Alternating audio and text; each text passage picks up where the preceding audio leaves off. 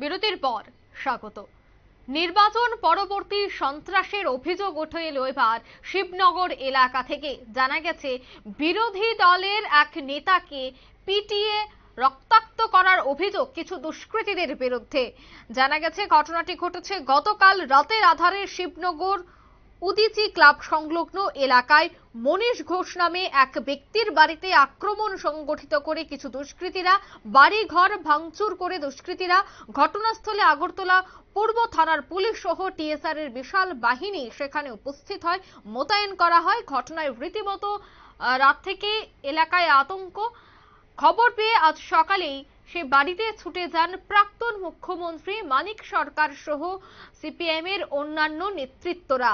রীতিমতো অভিযোগ করছেন মনীষ ঘোষের পরিবারের সদস্যরা যে বিরোধী দল করার অপরাধেই নাকি ওনার বাড়িতে এই হামলা সংগঠিত হয়েছে, বাড়ি ঘর ভাঙচুর করার অভিযোগ উঠেছে। সে বিষয়ে সংশ্লিষ্টদের কি বক্তব্য শোনাবো।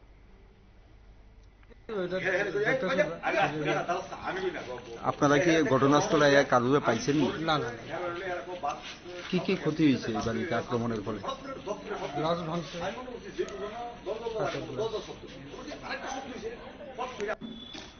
এটা বিজেপির দুর্বলতা,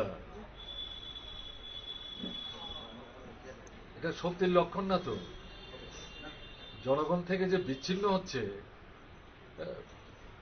তার থেকে ভীত সন্ত্রস্ত হয়ে বাছাই করে করে গণতান্ত্রিক আন্দোলনের যারা সংগঠক নেতৃত্ব এলাকা ভিত্তিক তাদের উপর আক্রমণ সংগঠিত করছে ভয় দেখাবার জন্য। সারা দেশের অবস্থা কি? এ তো হাঁটতে হাঁটতে কোনো মতো সরকারটা রক্ষা করলো। কেমন আমি আসবার সময় দেখে আসলাম এবার 400 পার, সবাইকে নিয়েও তো 300 করতে পারছে না। এখন মানুষ প্রশ্ন করছে যে এই সরকার কদিন থাকবে থাকবে না। আমরা যদি এই প্রশ্ন তুলছি না, আমরা বলছি লড়াই আরো তীব্র করতে হবে। কেমন দেশের মানুষ এই অন্যায় বেভিচার অত্যাচার এগুলি মেনে নেয় না। আমাদের ত্রিপুরা রাজ্যে মানুষকে ভয় দেখিয়ে গৃহবন্দী করে, ভোট লুট করে, ভোটকে প্রহসনে পরিণত করে জয় দেখাচ্ছে। আচ্ছা, এই যে লোকসভার নির্বাচন হলো দুটো গড়ে, আমি হিসাব করছিলাম প্রায় 71% ভোট। ত্রিপুরার লোকসভা নির্বাচনে গত 25-30 বছরে কোন দল এত ভোট পেয়েছে? আমরা তো সরকারে ছিলাম। আমি তো মানে এগুলি কিসের লক্ষণ? এগুলো শক্তি না, এগুলি দুর্বলতার লক্ষণ।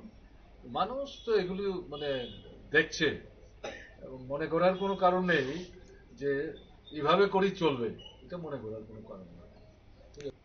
আপনারা শুনলেন পুলিশ আধিকারিক এবং প্রাক্তন মুখ্যমন্ত্রী মানিক সরকারের বক্তব্য। তিনি কিন্তু একেবারে নিশানা করেছেন শাসক দলের দিকে। অভিযোগের তীর তিনি শাসক দলের উপর রাখলেন। আজ সকালে খবর পাওয়ার সঙ্গে সঙ্গেই তিনি এলাকায় ছুটে যান, শিবনগর এলাকায়, এবং সেখানে গিয়ে কথা বলেন এবং কি পরিস্থিতি রয়েছে তা খতিয়ে রাখার চেষ্টা করেন। সাথে উপস্থিত ছিলেন পবিত্র কর। নিয়ে নিচে ছোট্ট একটি বিজ্ঞাপন বিরতি, সঙ্গে থাকুন।